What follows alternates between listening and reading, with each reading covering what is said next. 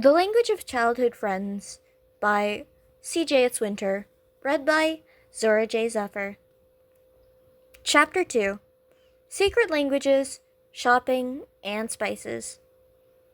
Living in dorms was certainly an experience. Everyone had to get used to sharing their space and their food. You could write your name on your food, but someone was bound to miss it and eat it anyway. Shopping was even more of an experience. Most people shop just for themselves, but sometimes, if the class decided to have a class dinner, two people would be randomly picked to go and get ingredients, as well as a few basic stuff they all used, like tea, sugar, or any cereal they were low in. It had been a long week of hero classes filled with practical lessons in the gym and ground beta, as well as exams in their standard lessons such as English and history. It had already been decided that to celebrate getting through the week, Mina's words, although even the most academic of them agreed that it had been a bit much, they were going to have a class night dinner and Disney movies so they could watch Todoroki see them for the first time. Saturday morning came, and when everyone was up, Denki pulled two names from the small box in the kitchen. Kachan and Midoriya. Whew, boy, I hope the shop survives. Hanta and Todoroki both snorted into their cereal, whilst the rest of Class 1A sweat dropped at the idea of the two childhood friends having to shop together. For fuck's sake, Pikachu, that's not my name! Well, that's what the paper says, man, so... Denki shrugged as he put the papers into the discard box so the two wouldn't get pulled again before everyone had to do the group shop. Katsuki grabbed his paper, scowling at the handwriting. Which one of you extras fucking wrote this? He pointedly ignored Ida's lecture on unhero-like language. Glaring around the room, the handwriting didn't belong to the nerd or one of his idiots, meaning Katsuki had no idea who it could belong to. Meet you by the gate in 20 minutes, Kachan? Yeah, whatever, nerd. Who wrote this? Ejiro plucked the paper out of his hand. Come on, man, just leave it. It was probably Mito. Katsuki said nothing, unwilling to admit even to his friends that he still recognized Midoriya's handwriting, despite it changing as they both grew up and apart. He huffed as everyone else left the kitchen. Better get ready, Kachan. You! Bakugo glared at the peppermint hair as it disappeared up the stairs.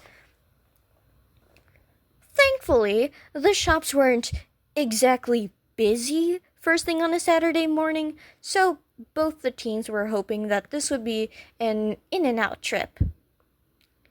Bakugo folded their list in half before ripping it down the seam. Let's split up. We've got maybe half an hour before this place gets busy, and I'm not waiting in some shit queue because our classmates wanted a family dinner. Midoriya huffed as he stared at his half of the shopping list. Is there anything your squad wants near my aisles? Katsuki hummed slightly as he thought. Looking at his own half and mapping out what to get first, Den needs flour for pancake mix, and Hanta said he needed more soy sauce. Also, grab the spices for Auntie Inko's curry. I was gonna make that soon. Wisely choosing not to mention the lack of nicknames, Izuku nodded and added them to the list on his hand. And you? At the green teen's noise of confusion, the blonde scoffed. Tch. Do you need anything from my part of the shopping? Oh, Todoroki had the last of Uraraka's soba noodles, so them. And if you pass by the sweet aisle, Todoroki ran out yesterday of his, so those would be good. With that, the two split up, each armed with a list and their trolleys, to get everything before the shop filled with loud children and grumpy adults doing the weekly shop. Izuku had pretty much done his half when he swung around the next aisle to get Hanta's soy sauce before looking at the selection and realizing he had no idea what to get. The idea of trailing around to find his friend to have him come all the way back was incredibly unappealing, but the shop was still relatively quiet, so perhaps. Izuku cocked his head to the side before clicking his tongue and humming at the end. What brand do I get for Sero? He figured it was just loud enough for Kachan to hear, unless the other boy was somehow still right at the front of the store. Doesn't matter, just get the shop's own brand. The one-for-all user scanned the shelves before picking up his item and continuing his shop.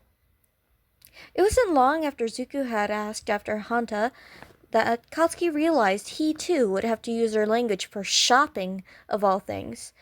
Red-Eye scanned the shelves once more. He made sure he hadn't missed what he was looking for, but nope, still sold out. Tch. The sweets aren't here. Should I get something else? He rolled his eyes, annoyed at the realization that he actually wanted to get something for the peppermint teen, as he did see them as friends. Huh. Fuck, he was never letting Todoroki know he was right about that. He was broken out of thought when he heard a series of clicks come from a couple aisles down from where he was. Get fruit pastels if they have them. The ash blonde grabbed what he needed and, at seeing a crowd enter the store, doubled his pace. It was only on their way back to the dorms that Izuku realized that he never told Kachan what Todoroki would normally have. So, how would the blonde know what to look for?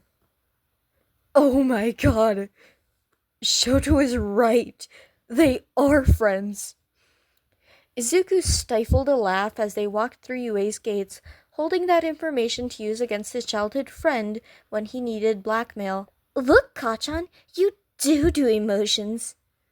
After everything, he, out of all people, had the right to tease the explosive blonde, and he would take full advantage of that. Ah, yes, pancakes tomorrow, Baku Squad. Thanks, Kachan. Denki beamed at his friend as he helped put everything away. Thank you, Midoriya. Oh, no problem, Todoroki. Izuku turned in time to see Todoroki squirrel a bag of fruit pastels into his hoodie pocket, like he thought someone might steal them. Although, from what he knew of the teen's upbringing, that might be more accurate than he liked. This is a lot of spice. Oh, right, it's for my mom's curry recipe. Izuku passed it back to Tokuyami for him and Dark Shadow to sort through.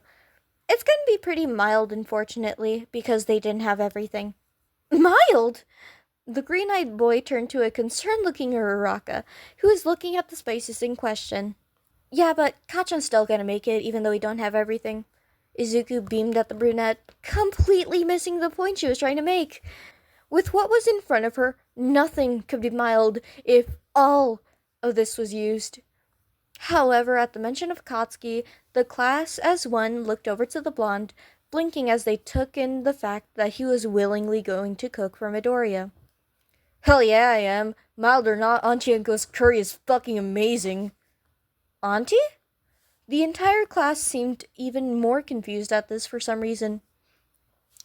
We grew up together, remember? Midoriya and Bakugo intoned as one. Speaking over, Izuku tapping gently on the table. Idiots, honestly. Kachan snorted a laugh into the cereal cupboard, nodding his head slightly while sharing a smirk and an eye roll with his oldest friend. So, my app is just fucking hating me, I guess. So, I'm going to have to record this again because it decided to not save my fucking recording. Oh my god. And I gave such a good performance for Katsuki. Okay. I had to record that one twice, because, of course, it just decided to not record the first time.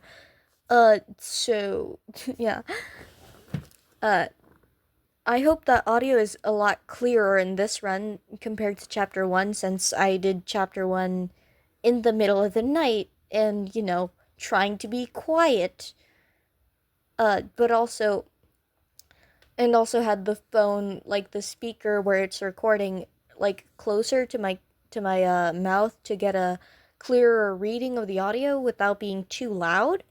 So it was a little difficult, trying to talk, for Chapter 1, because I was trying to, keep quiet in the middle of the night.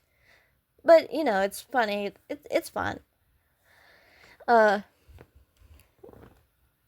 I gotta wait for my channel to get verified with YouTube before the links start to, you know, I can't, like, I can put the links in my description, but it's not like they'll work. And for some reason, you can't pin a comment until you're verified. I find that dumb, but whatever, you know? Anyways, uh, I posted two other videos where it's reading my own works, a one-shot Oshinoko fic I made, and my original work. Please check it out. It'd mean a lot to me. Also, if you could check out my main channel. It's not PODFIC, it's a lot of miscellaneous animations and stuff, but I would really appreciate it. Anyways, goodbye! I hope I don't have to record this a third time.